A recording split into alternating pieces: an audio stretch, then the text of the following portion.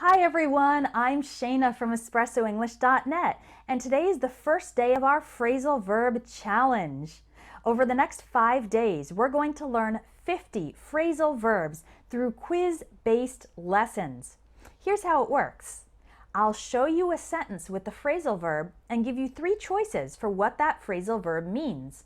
Your goal is to understand it from the context of the sentence and try to choose the right option. After a few seconds, I'll show you the correct answer. After we go through today's 10 phrasal verbs, then download the worksheet. There's a link in the video description. The worksheet has a reference table of the phrasal verbs, definitions, and examples, as well as a practice exercise where you'll try to put the phrasal verbs in the right sentences. Okay, ready to go? Here's number 1. I don't want to go hiking this weekend. My allergies have been acting up lately, so I'd rather stay indoors. Acting up means A. Impossible to fix or resolve, B. Keeping someone awake, or C. Suddenly becoming troublesome.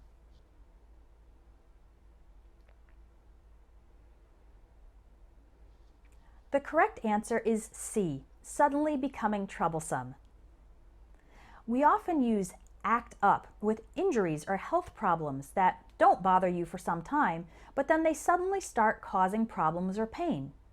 You could also use it for a machine malfunctioning. So if your car engine is acting up, maybe it's been having difficulty starting or it's making a funny noise lately.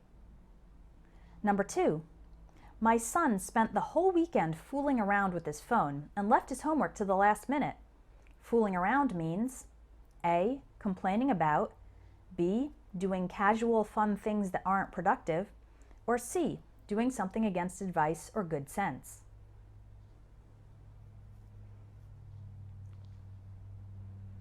The correct answer is B.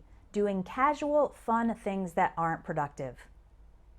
We often fool around when we have lots of extra free time or when we're delaying a task or responsibility, as in this case, or when we're having fun laughing and joking with friends.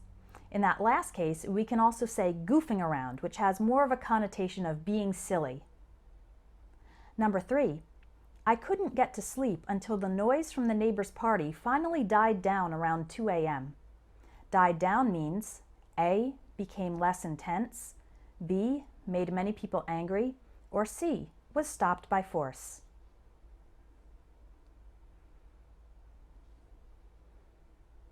The correct answer is A. Became less intense. We often use die down for noise and wind losing strength. We can also use it for when intense activity or emotion like protests, outrage, or excitement become less intense, usually by a gradual and natural process. They die down. Number 4, she seems depressed. She's spent the past week holed up in her room and is barely eating anything. To be holed up means A. To be extremely tired, B. To be trapped or imprisoned, or C. To hide or take refuge.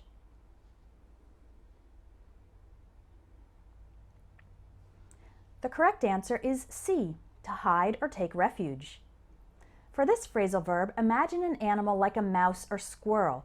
They would go into a hole in the ground or a hole in a tree if they wanted to be protected or hide from danger. People can also be holed up in a space if they want to hide or be protected. During the COVID lockdowns, we were all holed up inside our homes for a while.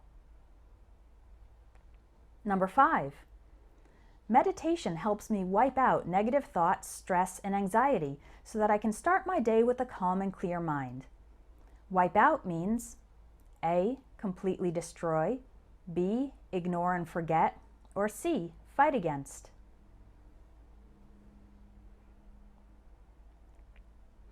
The correct answer is A. Completely destroy.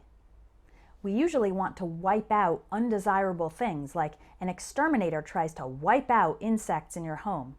Some vaccines can wipe out disease, and we would like to wipe out poverty and hunger in the world. This can also refer to killing people, as in war and genocide. One army or one people group tries to wipe out another with violence. Number 6, My coworkers all made excuses to leave early, so I got saddled with the task of cleaning up and closing the store. To be saddled with something means A. Be angry about it. B. Be burdened with something difficult or annoying. Or C. Be obligated to spend a lot of time doing something.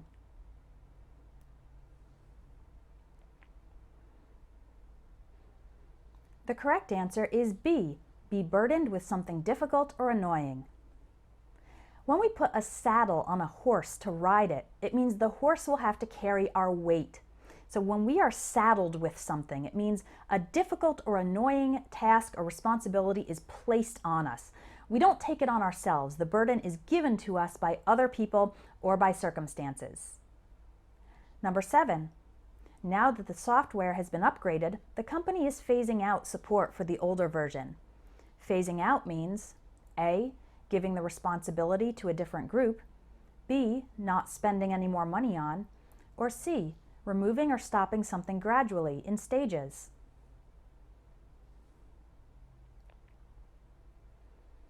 The correct answer is C. Removing or stopping something gradually in stages.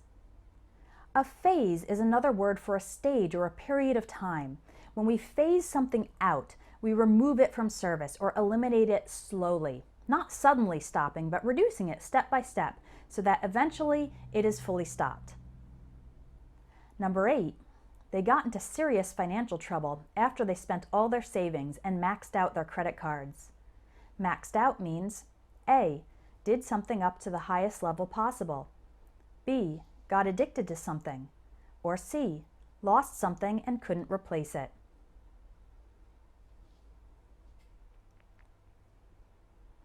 The correct answer is A. Did something up to the highest level possible. To max out is to go up to the maximum level possible. So to max out your credit cards is to spend up to the maximum limit allowed.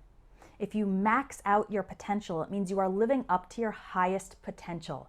If you max out the volume on your car speakers, it means you are playing music at the highest possible volume.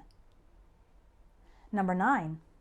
My siblings and I are throwing a surprise party for our dad's 70th birthday. We have a call tomorrow to hash out the plans. Hash out means A. Discuss in detail, B. Divide up tasks, or C. Write down.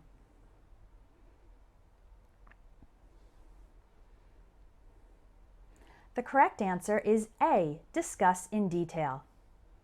We usually use the phrasal verb hash out when we're talking about something complex or complicated that will require some discussion and maybe back and forth debate about the best way to proceed.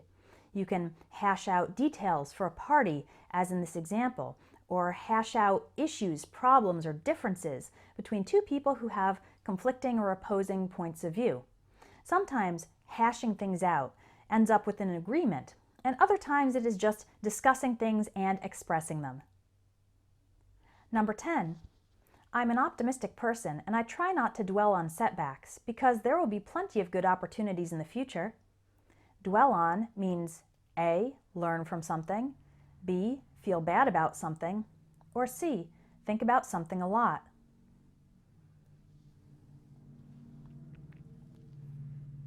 The correct answer is C. Think about something a lot. Dwell is a bit of an older and more formal word for live. And if you dwell on an issue, it means your mind lives there for a while. You think about it a lot. We usually see this phrasal verb in negative sentences where we encourage people not to dwell on negative things like problems, rejections, past things that can't be changed, and so on.